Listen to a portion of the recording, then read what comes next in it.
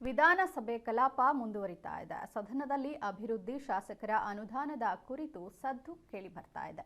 ಇನ್ನು ಸಮಗ್ರ ಚರ್ಚೆಗೆ ನಿಲುವಳಿಯಡಿ ಅವಕಾಶ ಕೋರಿದ್ದಾರೆ ಅಶೋಕ್.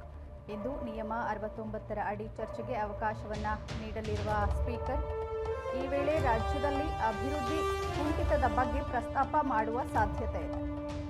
ಸದನದ ಗಮನ ಸೆಳೆಯಲಿದ್ದಾರೆ ಪ್ರತಿಪಕ್ಷಗಳು. ಸರ್ಕಾರದ ವಿರುದ್ಧ ರಾಜ್ಯದ ಜನರ ಗಮನ ಸೆಳೆಯಲು ಪ್ರಯತ್ನ ಪಡಲಾಗ್ತಾ ಇದೆ ಪ್ರತಿಪಕ್ಷಗಳಿಂದ. ಕೊಲೆ, ಸುಲಿಗೆ, ಅತ್ಯಾಚಾರಗಳ ಬಗ್ಗೆ ಪ್ರಸ್ತಾಪಿಸಲಿದ್ದಾರೆ ಬಿಜೆಪಿ ನಾಯಕರು.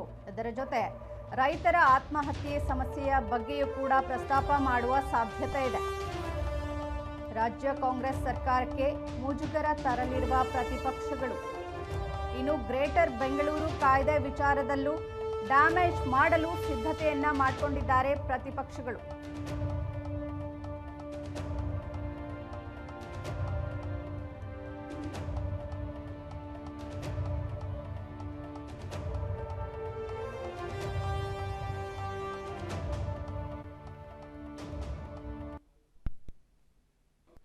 ಕೈಂಕರ್ಯದಲ್ಲಿ ತೊಡಗಿದ್ದರು.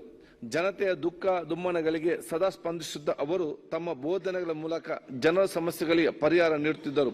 ಸನಾತನ ಸಂಸ್ಕೃತಿ ಹಾಗೂ ಪರಂಪರೆಗಳ ರಕ್ಷಕರಾಗಿದ್ದ ಶ್ರೀಯುತರು ಹಲವು ಸಾಮಾಜಿಕ ಚಳುವಳಿಗಳ ನೇತೃತ್ವ ವಹಿಸಿದರು.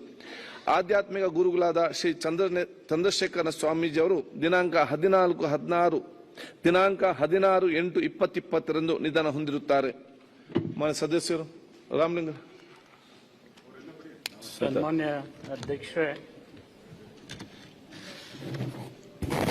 ಕಲ್ಯಾಣ ಕರ್ನಾಟಕದ ಶರಣರಾಗಿರ್ತಕ್ಕಂಥ ಶರಣಬಸಪ್ಪ ಅಪ್ಪ ಅವರು ದಿನಾಂಕ 14ನೇ ತಾರೀಕಿನಿಂದ 14/8 ನಮ್ಮ ನಿಧನ ಹೊಂದಿರುತ್ತಾರೆ.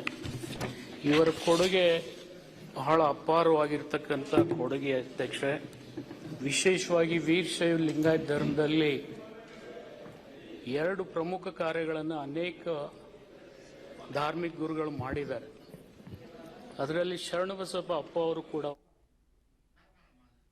ಶಾಸಕರ ಅನುದಾನದ ವಿಚಾರವಾಗಿ ಸದ್ದು ಮಾಡುವ ಸಾಧ್ಯತೆ ಇದೆ.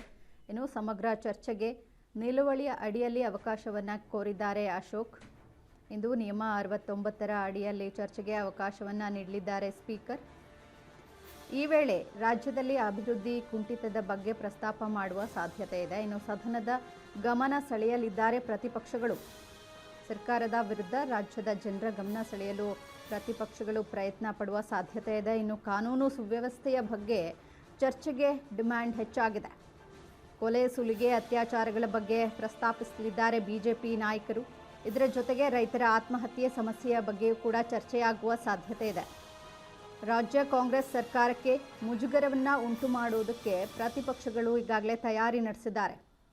ಜೊತೆಗೆ ಗ್ರೇಟರ್ ಬೆಂಗಳೂರು ಕಾಯ್ದೆ ವಿಚಾರದಲ್ಲೂ ಕೂಡ ಡ್ಯಾಮೇಜ್ ಮಾಡಲು ಸಿದ್ಧತೆ